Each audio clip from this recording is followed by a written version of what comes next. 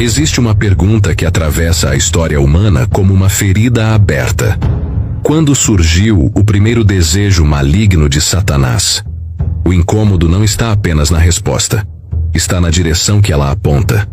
Porque, quando a Bíblia permite que a gente encoste nessa origem, ela não sugere que o mal nasceu no caos. Não descreve um acidente cósmico.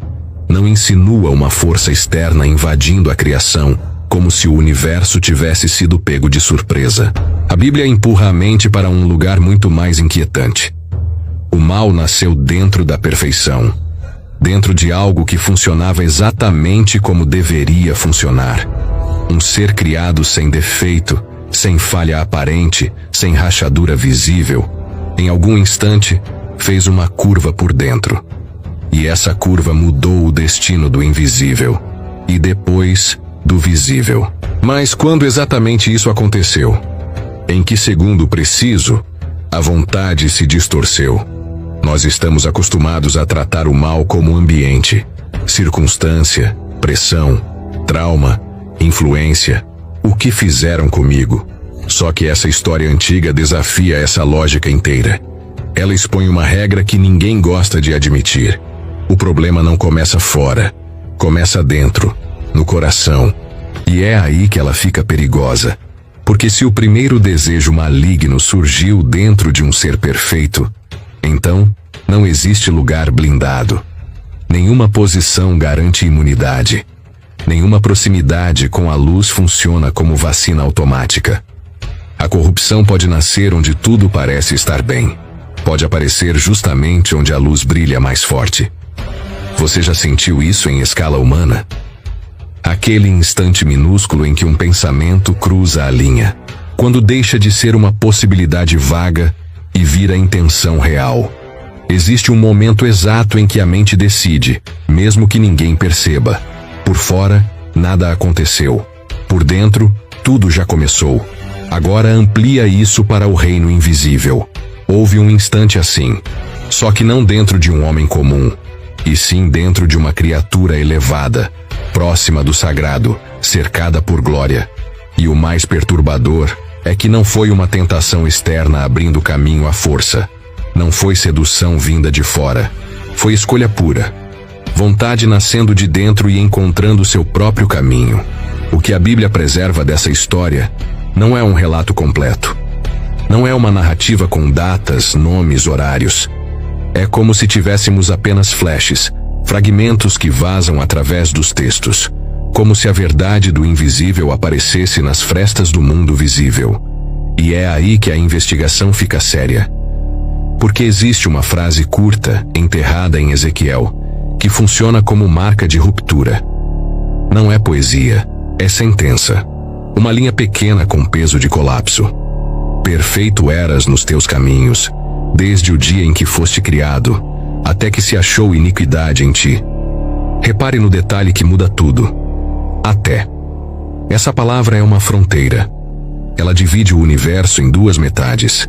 Antes, harmonia, vontade alinhada, funcionamento pleno, brilho sem fissura. Depois, distorção, ruptura interna, uma direção nova que não apontava mais para o Criador. E no meio desse até, mora o mistério que a gente veio rastrear. Porque o texto não diz foi criada a iniquidade, não diz foi implantada, não diz Deus colocou, diz achou-se, como algo descoberto, como algo que já vinha se formando no silêncio, crescendo sem barulho, ganhando forma antes de se manifestar. Isso significa que o mal começou como movimento interior, como desejo ainda invisível, como intenção que se alimentou de si mesma até ganhar massa, e então virou vontade concreta. Não houve explosão, não houve trombeta anunciando queda, houve um processo. E se existe um processo, existe um padrão. E se existe um padrão, ele ainda opera. A pergunta que abre esse episódio parece simples. Quando surgiu o primeiro desejo maligno? Mas ela não pede apenas uma data. Ela pede um momento psicológico, o instante em que a vontade muda de direção. E quando a gente encosta nesse instante, uma revelação começa a se desenhar com clareza assustadora. Não foi ódio que deu início à queda. Foi fascínio. Não foi rejeição do bem. Foi atração pelo próprio reflexo. O mal começou quando uma criatura parou de olhar para cima e começou a olhar para dentro. Quando dons deixaram de ser testemunho do doador e viraram espelho. Quando a beleza, em vez de refletir glória, virou motivo de orgulho. Quando a sabedoria, em vez de servir ao propósito, começou a trabalhar para o ego.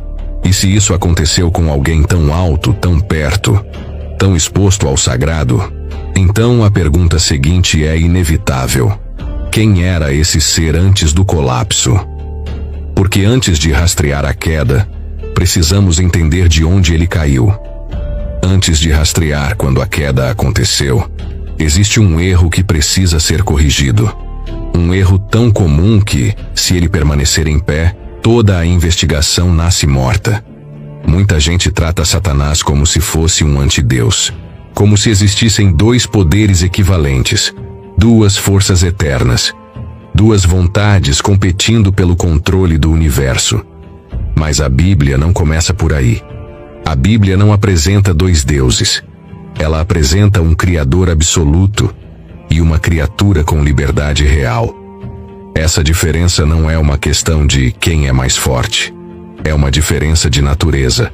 Um não tem começo, o outro tem. E esse detalhe muda tudo. Porque se Satanás é criatura, então o que estamos rastreando não é uma guerra entre iguais. É outra coisa. É uma ruptura dentro do que foi criado. É a traição de alguém que existia por causa de Deus e decidiu se voltar contra Deus. Quando o texto bíblico coloca essa fronteira, ele faz isso de forma explícita. Colossenses diz que todas as coisas foram criadas nele, por ele e para ele, nos céus e na terra, visíveis e invisíveis. Tronos, dominações, principados, potestades. Repare no alcance da lista, o mundo que você vê e o mundo que você não vê. O palco e os bastidores. Não sobra espaço para exceção. Isso significa que Satanás não é uma força eterna que sempre existiu. Ele foi feito, ele tem começo. E quem tem começo depende de quem não tem. Apocalipse reforça o mesmo ponto por outra janela. Tu criaste todas as coisas, e por tua vontade são e foram criadas. Por tua vontade. A existência não é propriedade da criatura. É concessão. É sustentação. E aqui o caso se afunila de forma radical. Porque se Satanás não é equivalente a Deus, então o mal não pode ser tratado como um poder autônomo rivalizando com o Criador. O mal nesse cenário é uma distorção, uma escolha, uma direção errada tomada por dentro. Satanás não criou nada. Ele apenas corrompeu o que já existia, começando por si mesmo. Isso elimina duas hipóteses populares de uma vez. O primeiro desejo maligno não pode ser uma força externa invadindo a criação, como se o universo tivesse sido contaminado por algo fora de Deus. E também não pode ser um defeito de fabricação, como se Deus tivesse implantado o mal em sua criatura. Sobra apenas um caminho possível. Escolha interna. Liberdade real dentro de limites criados. Ele podia escolher, mas não podia ser autônomo. Não podia existir independente da fonte que o sustentava. A autonomia, na criatura, é sempre uma miragem. Ela pode dizer não ao Criador, mas não pode deixar de depender do Criador para continuar existindo. E isso torna a rebelião ainda mais irracional. É como tentar quebrar o chão enquanto ainda está em cima dele. Como declarar guerra ao próprio fundamento que mantém você de pé. Só que tem um ponto ainda mais perigoso aqui. Se o mal não é um poder equivalente a Deus, então a ameaça real não é o quanto ele consegue vencer. A ameaça real é outra. O mal se espalha por repetição. Ele se propaga como padrão, como a mesma escolha reaparecendo em outros corações. E é exatamente por isso que a história de origem importa tanto. Porque o que aconteceu nele tentou acontecer depois na humanidade. A mesma isca, a mesma promessa, a mesma frase que parece oferecer ascensão, mas entrega queda. Sereis como Deus. Essa promessa não nasceu no Éden. Ela foi testada antes, num lugar onde a maioria das pessoas nem imagina que houve um teste. E o resultado não foi crescimento, foi colapso. Então agora o caso está montado. Não estamos diante de um conflito entre dois poderes cósmicos. Estamos diante de um padrão de escolha que começou uma vez e tenta se reproduzir. E se é padrão, ele tem anatomia, tem sequência, tem passos. A Bíblia não entrega a história inteira em ordem cronológica, como se fosse um registro completo. Ela entrega vestígios, fragmentos, pistas preservadas em lugares específicos, textos que parecem falar de reis humanos, mas carregam detalhes que ultrapassam qualquer rei, palavras que miram o visível, mas vazam o invisível.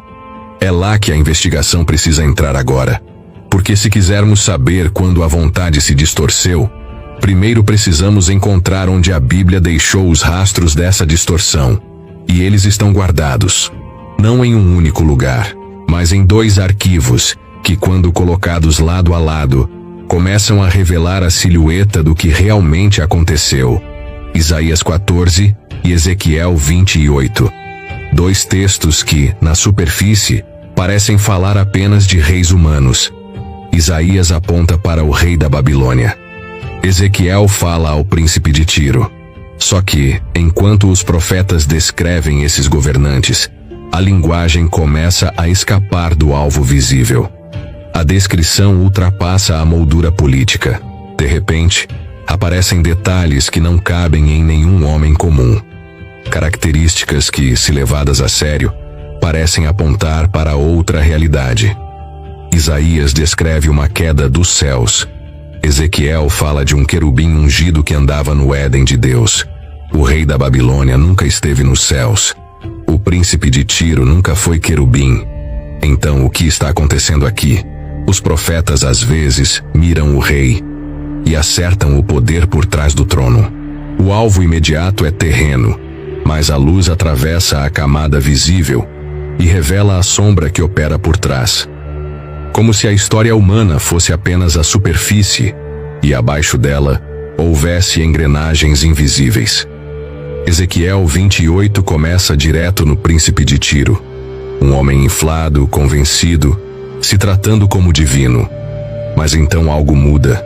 No versículo 12, o profeta inicia uma lamentação sobre o rei, e a descrição sai do limite humano, como se a câmera tivesse atravessado uma parede. Tu eras o selo da perfeição, cheio de sabedoria e formosura. Selo da perfeição. A Bíblia não costuma falar assim de homens. É linguagem de excelência absoluta, como se estivesse descrevendo alguém acima da escala comum. E o texto continua: Estavas no Éden, jardim de Deus, toda pedra preciosa era a tua cobertura. Aqui não é só geografia, é cenário, é ambiente espiritual. É a sensação de que estamos diante de uma criatura retratada com ornamentos de glória, como se o brilho estivesse vestido nela. 9 pedras preciosas são citadas, não como detalhe ornamental, mas como assinatura: sardônia, topázio, diamante. A lista segue como um inventário de luz, como se Ezequiel estivesse descrevendo alguém coberto por reflexos. E então vem um detalhe que fecha a porta para o humano. No dia em que foste criado, foram preparados. Criado. Reis nascem. Homens envelhecem.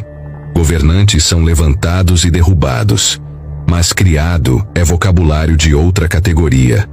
É linguagem de criatura celeste, não de dinastia. Ezequiel vai mais fundo. Tu eras querubim ungido para proteger. Estabeleci-te no Monte Santo de Deus. Andavas no meio das pedras afogueadas. Querubim ungido. Monte Santo. Pedras de fogo. O príncipe de Tiro nunca esteve ali, mas a descrição insiste como se alguém, em algum momento, tivesse estado. E é por isso que esse texto funciona como evidência. Ele começa no rei terreno, mas termina revelando um retrato que o rei terreno não consegue sustentar. Como se Ezequiel estivesse usando a figura do governante para expor a entidade por trás do orgulho que o governa. Isaías 14 faz o mesmo movimento. Ele começa com a queda de um rei, e de repente a linguagem levanta voo. Como caíste do céu, ó estrela da manhã, filho da alva. Essa não é apenas a queda de um império, é a imagem de uma queda de altura, de alguém sendo lançado de um lugar acima. E então Isaías abre o coração do caso. Tu dizias no teu coração: o que vem a seguir não parece plano de conquista política, parece manifesto. Eu subirei ao céu, acima das estrelas de Deus exaltarei o meu trono. No monte da congregação me assentarei. Subirei acima das alturas das nuvens. Serei semelhante ao Altíssimo. 5 declarações. 5 degraus. Uma escalada. Isso não é ambição de dominar nações. É projeto de usurpação. É desejo de se colocar acima do governo celestial. É tentativa de tomar o centro. O rei da Babilônia queria poder, mas aqui o texto descreve alguém que quer o céu. E é justamente por isso que esses 2 trechos são tão inquietantes. Eles não parecem ter sido escritos para satisfazer curiosidade. Eles parecem ter sido preservados para revelar um padrão. O orgulho que explode no príncipe de Tiro tem a mesma raiz do orgulho que nasceu primeiro. A ambição que corrompe o rei da Babilônia ecoa uma ambição anterior, mais antiga, mais alta, mais perigosa. Então, não estamos lendo isso como alegoria vaga. Estamos seguindo vestígios dentro do próprio texto. Fragmentos, flashes preservados, pedaços de uma história maior vazando através das profecias. E os fragmentos são concretos demais para serem ignorados. Querubim ungido, perfeição desde a criação, Éden de Deus, cobertura de pedras preciosas, acesso ao Monte Santo, caminhada entre fogo. Cada detalhe acrescenta uma camada à reconstrução. Agora que localizamos os arquivos, falta fazer a pergunta que muda o peso de tudo. Quem era esse ser antes da corrupção? Porque a altura da posição original mede a profundidade da queda. Os fragmentos de Ezequiel e Isaías agora precisam virar retrato. Até aqui nós só vimos pistas, flashes, palavras que escapam do humano, descrições que não cabem em nenhum rei terreno. Agora é a hora de montar a imagem por trás dessas linhas, porque, quanto mais alto era esse ser, mais pesado fica o que aconteceu depois. Ezequiel abre com uma expressão que não é casual. Selo da perfeição. Um selo não serve para enfeitar, serve para autenticar, para afirmar. Isto corresponde ao padrão original, sem distorção, sem defeito, sem ruído no design. O retrato que o texto sugere é esse. Ele funcionava como modelo de excelência dentro do reino criado. E então vem a segunda camada, cheio de sabedoria. Não é a sabedoria insegura de quem aprende aos poucos. É a ideia de capacidade máxima dentro dos limites de uma criatura. Discernimento, ordem, estrutura, propósito. Como alguém que não apenas existe na criação, mas entende a arquitetura da criação, porque esteve perto do arquiteto. E isso importa, porque sabedoria em alto nível não é enfeite, é ferramenta. Permite operar em camadas de realidade que a maioria das criaturas nem consegue imaginar. A terceira camada fecha o trio, cheio de formosura. Mas aqui a beleza não é decoração, é função. Criaturas santas refletem o Criador. Quanto mais perto da fonte, mais intensa é a refração. Ezequiel descreve essa cobertura como se ele fosse envolto por luz lapidada, como se a glória atravessasse sua existência e se tornasse visível. As pedras preciosas aparecem como assinatura, não para alimentar curiosidade, mas para comunicar brilho, valor, esplendor. Pedras que capturam a luz e devolvem multiplicada.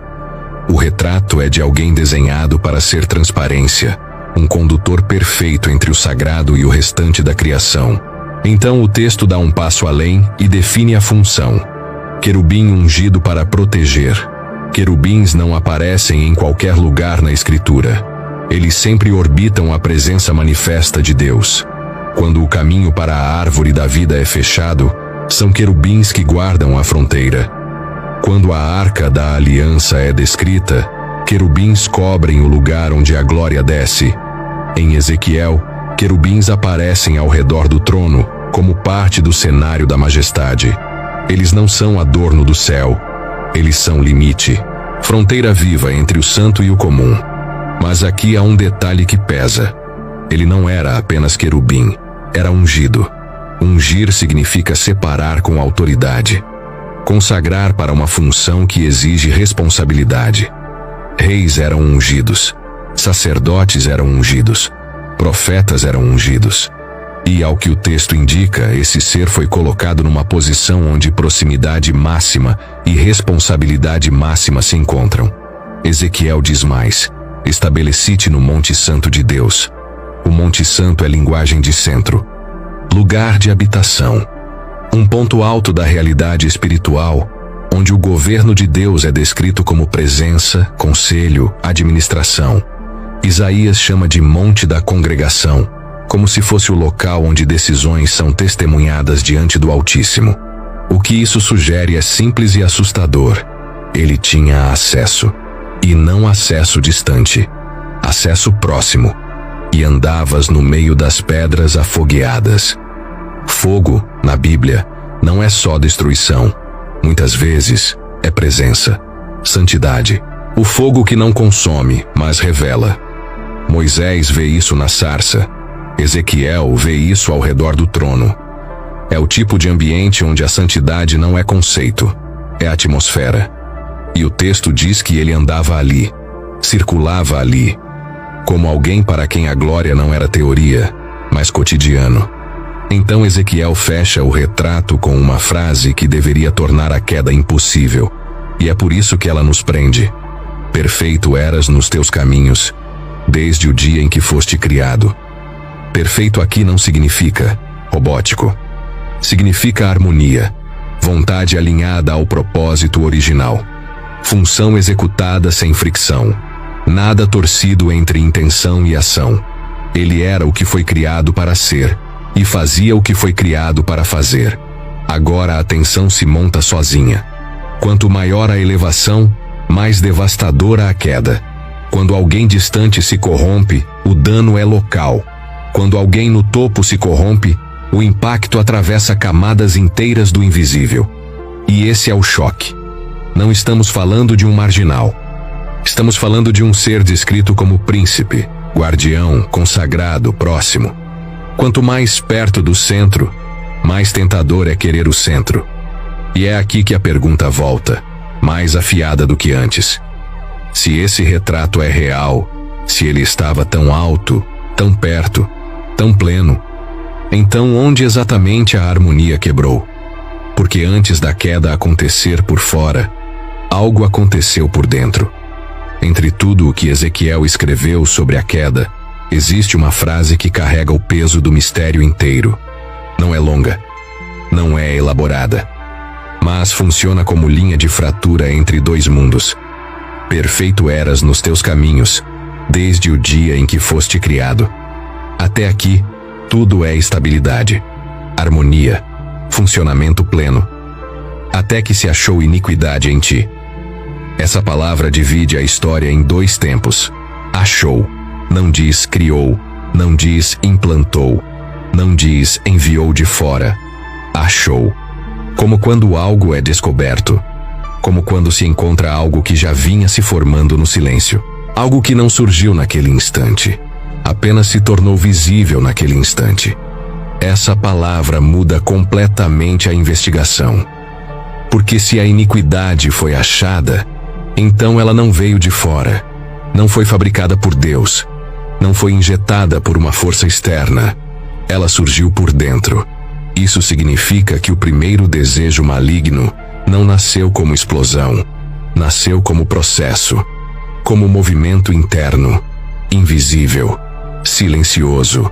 Liberdade real sempre carrega risco real. Deus não criou o mal, mas criou criaturas capazes de escolher contra o bem. E a escolha não começa no ato, começa na vontade. Pense no instante em que um pensamento cruza a linha. Você pode imaginar algo errado sem realmente desejar fazê-lo. O pensamento passa. Ele não cria raiz. Mas quando a vontade se envolve, tudo muda. A possibilidade vira intenção. A imaginação vira projeto. Ali a linha é cruzada. Ali nasce algo novo. O livro de Tiago descreve esse mecanismo com precisão quase clínica. Cada um é tentado quando atraído e enganado pela sua própria concupiscência. Então, a concupiscência, havendo concebido, dá à luz o pecado. Repare na linguagem: concepção, gestação, nascimento. O pecado não aparece pronto, ele se forma. Existe um tempo entre o desejo e o ato. Um espaço onde nada externo mudou, mas internamente, tudo já começou a se mover. Ezequiel captura exatamente esse momento com uma única palavra: achou. A iniquidade já estava ali quando foi detectada. Mas detectada por quem? Por Deus, aquele que vê o invisível, que conhece a intenção antes dela virar ação, que enxerga o desvio enquanto ainda parece alinhamento. Externamente, o querubim ungido continuava operando em perfeição. Função sem falha, presença sem ruptura visível. Internamente, algo começou a se deslocar. A vontade passou a olhar para si mesma com um interesse que deveria estar voltado para Deus. A mente começou a calcular possibilidades que deveriam permanecer apenas como opções rejeitadas. E no momento em que a possibilidade virou plano, a iniquidade foi achada. Essa é uma regra que atravessa toda a história humana depois disso. O mal sempre nasce dentro antes de aparecer fora. Jesus disse a mesma coisa de outro jeito: do coração procedem os maus pensamentos, não do ambiente, não das circunstâncias, do coração. Com o querubim ungido, o padrão foi o mesmo. A iniquidade foi achada porque ela já estava sendo formada como escolha interna. Mas aqui surge a pergunta decisiva: se sabemos onde ela nasceu, precisamos saber qual forma ela tomou. Que tipo de desejo estava sendo gestado ali? Ezequiel registrou o diagnóstico. Isaías preservou o projeto. A iniquidade foi achada. Mas qual era a forma dela? Antes de continuarmos, peço a todos licença para um convite especial. Se este conteúdo tem abençoado sua vida, curta, comente e compartilhe. Se inscreva no canal. E se quiser abençoar o canal, clique no botão "Valeu demais". E deixe uma oferta de qualquer valor ou se torne membro. Deixamos também alguns produtos na descrição. Adquira um e abençoe o canal. Continuando. Ezequiel 28, versículo 17, responde como se fosse um laudo: elevou-se o teu coração por causa da tua formosura. Corrompeste a tua sabedoria por causa do teu resplendor. Duas coisas aconteceram. O coração se elevou. A sabedoria se corrompeu. E as duas nasceram da mesma raiz: formosura e resplendor. A beleza que deveria apontar para o Criador virou espelho. O esplendor que deveria refletir glória virou objeto de contemplação própria. Ele parou de olhar através da beleza e começou a olhar para a beleza. Parece sutil, mas a distância entre essas duas direções é infinita. Pense num espelho. Você não admira o vidro, você admira o que o vidro reflete. No instante em que o espelho passa a se admirar, ele perde a função, vira obsessão. Foi isso. Uma criatura desenhada para ser transparência da glória começou a se tornar destino da glória. E aqui existe uma cena que o texto sugere, mesmo sem descrever. Alguém cercado pela santidade, andando entre fogo, existindo perto do trono, e de repente o olhar não sobe. O olhar desce, para dentro. A formosura era dom. O resplendor era recebido. As pedras preciosas não criavam luz, apenas devolviam a luz multiplicada. Mas em algum momento, o ângulo mudou. A beleza deixou de ser testemunho e virou patrimônio. Deixou de glorificar a fonte e começou a glorificar o portador. O coração se elevou. Antes a vontade era alinhada, sem fricção, sem disputa. A existência fluía dentro do design original. Depois, a vontade começou a reivindicar centralidade. Começou a exigir que a glória parasse nele, não que passasse através dele. E então vem a segunda parte, ainda mais perigosa. Corrompeste a tua sabedoria. Sabedoria corrompida não vira burrice. Vira inteligência trabalhando na direção errada. A mente continua afiada. A lógica funciona. O raciocínio permanece rápido. Mas agora, tudo serve ao ego. A sabedoria que antes servia ao propósito divino, começa a servir ao projeto pessoal. Ela calcula. Ela planeja. Ela defende. Ela constrói justificativas para o que o coração já decidiu. E é por isso que a queda não foi uma explosão irracional. Foi um movimento calculado. A inteligência permaneceu. O que mudou foi a direção. O primeiro desejo maligno não nasceu como ódio cru. Nasceu como deslumbramento. Ele se fascinou consigo mesmo. Ficou hipnotizado pelo próprio reflexo. E quanto mais olhava, mais a distorção crescia.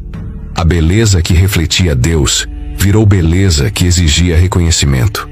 O resplendor que vinha de fora passou a ser tratado como se nascesse de dentro. A mentira começou aí, na inversão da fonte.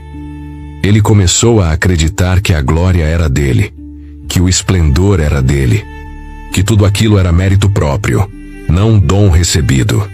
E uma vez que essa mentira é aceita, a sabedoria vira engenheira dela. Se a glória é minha, então eu mereço o centro. Se o brilho pertence a mim, então eu devo ser exaltado. A lógica pode até parecer impecável, mas a premissa está corrompida. E premissa corrompida, mesmo com inteligência perfeita, produz conclusão falsa. Esse é o perigo do orgulho em criaturas inteligentes. A mente vira escudo. A mente vira advogado. A mente vira templo do próprio ego. O querubim ungido não acordou um dia pensando: vou me tornar mau. Ele apenas começou a se admirar demais. Admiração virou fascinação. Fascinação virou obsessão. E a obsessão começou a gerar perguntas que parecem razoáveis, até você perceber para onde elas levam. Por que eu devo refletir glória para outro? Por que minha beleza não pode ser o centro? Por que minha sabedoria precisa servir a propósitos que não são meus? Perguntas alimentam perguntas. E respostas começam a se formar. Respostas que justificam ambição, que legitimam mudança de posição, que dão moral ao desejo de subir. E é aqui que o mal mostra seu disfarce. O mal raramente se anuncia como mal. Ele não diz vou destruir tudo. Ele diz eu mereço mais. Ele não diz sou rebelde. Ele diz estou corrigindo uma injustiça. A distorção se apresenta como correção. A rebelião se veste de justiça. E esse padrão atravessa a história humana inteira. O orgulho nunca diz eu sou orgulhoso. Ele diz eu tenho razão. A ambição nunca diz eu sou ganancioso. Ela diz eu mereço reconhecimento. A vaidade nunca diz eu estou vazio. Ela diz eu sou especial. Com o querubim ungido, a sequência foi a mesma. Beleza gerou fascínio. Fascínio elevou o coração. O coração exigiu centralidade. E a sabedoria, corrompida, começou a construir um plano. Porque quando a intenção amadurece, ela procura saída. O desejo interno precisa virar projeto externo. A vontade precisa virar ação. E antes da ação, vem a verbalização. O momento em que o pensamento se cristaliza em declarações. O instante em que as palavras revelam, sem máscara, aquilo que estava sendo gestado no silêncio. Isaías preservou essa verbalização. Ele registrou as frases que expõem o projeto inteiro. A intenção formada no silêncio, cedo ou tarde, encontra voz. Isaías 14 preserva o instante em que o pensamento interno deixa de ser apenas desejo e vira declaração. Vira plano dito em voz baixa dentro do próprio coração. Tu dizias no teu coração: não é um lampejo, não é um único pensamento atravessando a mente e sumindo. É repetição, é ensaio, é o mesmo roteiro sendo recitado por dentro, até parecer verdade. E então o texto abre a confissão: eu subirei ao céu, acima das estrelas de Deus exaltarei o meu trono. No monte da congregação me assentarei, subirei acima das alturas das nuvens, serei semelhante ao Altíssimo. 5 declarações, 5 degraus, e todas começam do mesmo jeito. Eu. Isso não é explosão impulsiva, é arquitetura, é uma escada construída com intenção deliberada. Primeiro degrau: eu subirei ao céu. Não é apenas ir, é subir, é atravessar o limite, é tomar para si uma elevação que não foi concedida. Ele já tinha acesso, sim, mas acesso como servo não é a mesma coisa que ascensão como dono. Essa frase não descreve visita, descreve permanência, descreve ocupação. Segundo degrau: acima das estrelas de Deus exaltarei o meu trono. As estrelas nas Escrituras frequentemente apontam para o exército celestial. Jó fala das estrelas da manhã cantando e dos filhos de Deus jubilando, uma imagem do céu em adoração. Exaltar um trono acima das estrelas não é dominar nações, é dominar anjos. Não basta subir, precisa governar, precisa que outros se curvem. Terceiro degrau: no monte da congregação me assentarei. Não é mais movimento, agora é cadeira. Assentar-se é tomar lugar de decisão. É entrar no conselho não como testemunha, mas como autoridade. Ele já conhecia aquele ambiente, mas agora ele quer algo que nunca foi oferecido: o centro, o comando, a palavra final. Quarto degrau: subirei acima das alturas das nuvens. Aqui o projeto atravessa outra fronteira. As nuvens, na linguagem bíblica, marcam o cenário onde a presença de Deus se manifesta. A glória aparece na nuvem. Deus desce em nuvem sobre o monte. É símbolo de presença e domínio. Subir acima disso é dizer: nem os sinais da presença serão limite para mim. É ultrapassar o que foi estabelecido como alto e exigir um mais alto que só pertence ao Criador. E então vem o quinto degrau, o topo da escada. Serei semelhante ao Altíssimo. Aqui o caso se resolve. Não é apenas ambição, é usurpação. Não é apenas recusa de servir, é tentativa de substituir. Ele não diz: serei o Altíssimo, porque mesmo na loucura, existe uma sombra de reconhecimento. Ele sabe que não pode ser o Criador, mas ele quer equivalência, quer autoridade, quer glória retida, não refletida, quer ser destino da adoração. Essa é a forma final do primeiro desejo maligno. Não destruir por destruir, mas tomar o lugar do centro. Repare na progressão. Cada eu prepara o próximo. Primeiro, invasão. Depois, dominação. Depois, usurpação. Depois, ultrapassar limites. Por fim, equivalência. Isso é confissão psicológica. É blueprint. O projeto inteiro estruturado em palavras. E é aqui que a história fecha um circuito assustador. No Éden, a serpente usa a mesma isca. Sereis como Deus. A mesma promessa. A mesma sedução. O mesmo núcleo. Autonomia. A ideia de que uma criatura pode ser fonte de si mesma. Com Eva, essa voz veio de fora. Com ele a voz nasceu dentro. Ele foi o primeiro a acreditar na mentira. E depois tentou reproduzi-la. Primeiro nos anjos. Depois nos humanos. E é por isso que esse padrão se repete, porque ele toca o ponto vulnerável de toda criatura inteligente, o desejo de controlar o próprio destino, como se o Criador fosse opcional. Liberdade é escolher dentro do design. Autonomia é tentar existir fora dele. E aqui está o detalhe que a mente corrompida não enxerga. A criatura pode escolher, mas não escolhe as consequências. Pode desejar o trono, mas não sustenta o peso do trono. Mesmo assim, o projeto estava pronto. Autofascínio virou justificativa. Justificativa virou manifesto. Manifesto virou decisão. E quando a decisão encontra o primeiro passo de ação, não existe mais retorno, porque no instante em que ele tentou ocupar o lugar que não pode ser ocupado, a ruptura foi total. E o céu respondeu: agora falta apenas uma coisa para fechar a investigação. O que acontece quando um projeto assim é executado? Quem caiu com ele? E como uma escolha individual virou contágio no invisível, antes mesmo do Éden humano existir? É para esse colapso que nós vamos agora. A intenção completa precisava encontrar resistência, porque um projeto de usurpação contra o Criador absoluto não termina em sucesso. Ele só pode terminar em colapso. Ezequiel 28, versículo 16, registra a resposta. Pela multidão das tuas iniquidades, profanaste os teus santuários. Fiz sair do meio de ti um fogo que te consumiu, e te tornei em cinza sobre a terra, aos olhos de todos os que te veem. Profanaste os santuários. Plural. Não é só um lugar. É tudo o que era sagrado ao redor dele, as realidades que ele deveria guardar.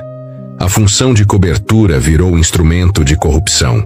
O acesso ao santo virou caminho de contaminação. E então vem a consequência: fogo, consumo, cinza. Não é linguagem de aniquilação imediata do ser. É linguagem de queda de status. Destruição de posição, destruição de glória, destruição de função. O versículo seguinte fecha o golpe: lançar-te-ei por terra. A queda aconteceu. Isaías 14:12 captura o mesmo evento por outro ângulo. Como caíste do céu, ó estrela da manhã, como foste lançado por terra. Ele queria subir. Foi lançado. A mobilidade que ele buscava na direção errada aconteceu na direção oposta. E Jesus coloca isso numa imagem curta, quase cinematográfica. Eu via Satanás caindo do céu como um relâmpago. Relâmpago não negocia. Relâmpago não hesita. Quando a rebelião se manifesta, a resposta é imediata. A queda não é lenta, ela é súbita. Só que ele não caiu sozinho. Apocalipse 12 preserva um detalhe que muda a escala.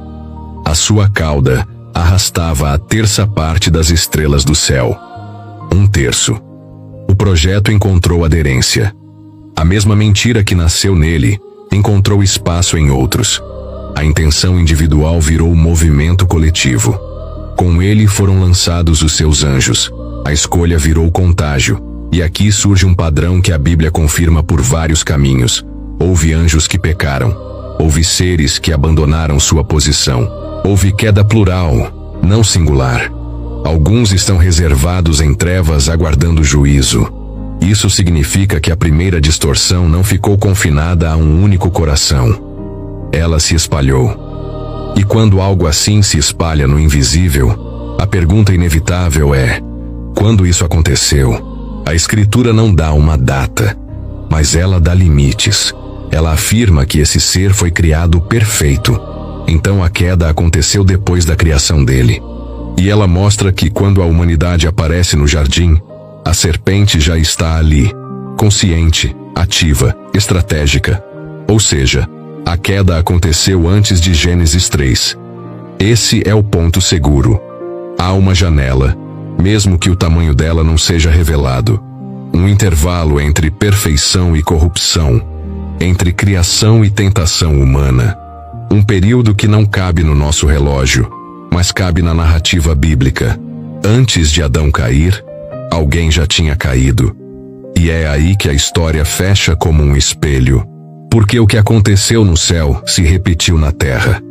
A mesma isca reaparece com as mesmas palavras: sereis como Deus. Eva não inventou essa ambição.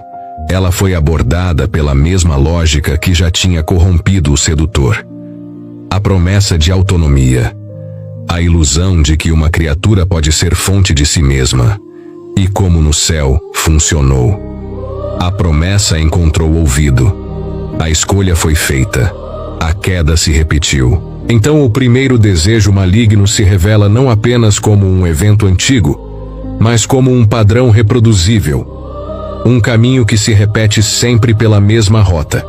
Beleza que vira espelho. Sabedoria que vira advogada do ego. Liberdade que promete trono e entrega prisão. O mal começou quando uma criatura decidiu que o eu merecia o centro. Que a glória deveria parar nela, não atravessar através dela. E essa mesma decisão ainda tenta nascer em qualquer coração que troca o para Deus pelo para mim. A diferença é que agora a origem está exposta. Nós vimos o primeiro movimento, vimos a escada, vimos a queda, e reconhecer o padrão é o primeiro passo para não repeti-lo. O padrão agora está exposto. O primeiro desejo maligno nasceu quando uma criatura decidiu que merecia o centro. O dom virou espelho. A glória recebida virou glória reivindicada. O eu tentou ocupar o lugar que sempre pertenceu ao Criador. E esse padrão tentou se reproduzir desde então. Em anjos, em humanos, em nós. Mas existe outro caminho. Uma direção oposta que desfaz completamente a lógica da queda. Filipenses 2, versículos 6 a 8, revela esse caminho. Ele, sendo em forma de Deus, não teve por usurpação ser igual a Deus, mas esvaziou-se a si mesmo, tomando a forma de servo, fazendo-se semelhante aos homens. Humilhou-se a si mesmo, sendo obediente até a morte, e morte de cruz. Cristo possuía aquilo que Satanás tentou roubar. Igualdade com Deus, glória legítima, posição máxima. Mas ao invés de exaltar-se, ele se esvaziou. Ao invés de subir, desceu. Ao invés de tomar, entregou. Onde Satanás disse, eu subirei, Cristo desceu. Onde Satanás disse, serei semelhante, Cristo se fez servo. A cruz é a resposta definitiva à ambição. O esvaziamento é a cura para o orgulho. E nessa descida, Cristo abriu um caminho de volta. Um caminho que desfaz a corrupção, que restaura o que foi quebrado desde o início.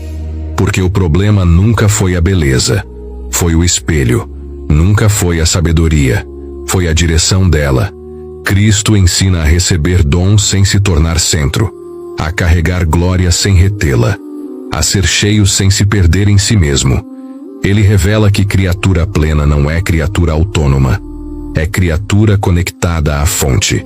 E se o primeiro desejo maligno ainda tenta nascer em você, existe antídoto, existe retorno, existe escolha. A mesma liberdade que tornou possível a queda torna possível a reconciliação. Hoje, se esse padrão tocou algo dentro de você, se reconheceu a distorção operando, não ignore isso. Você pode continuar tentando ocupar o trono. Ou pode permitir que Cristo ocupe o lugar que sempre foi dele. Se você deseja se reconciliar com Jesus Cristo, iniciar essa jornada, ou retomar um caminho que foi abandonado, deixe isso registrado aqui.